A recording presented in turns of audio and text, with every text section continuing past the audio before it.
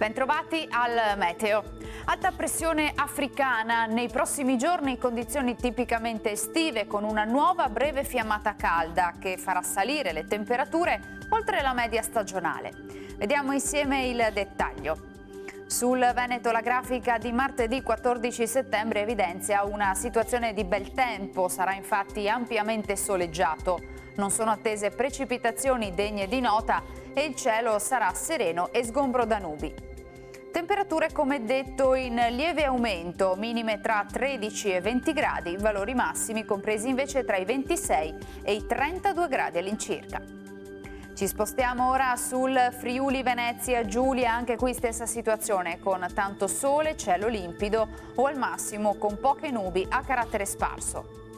Temperature minime tra 16 e 21 gradi, massime sui 28-31 gradi.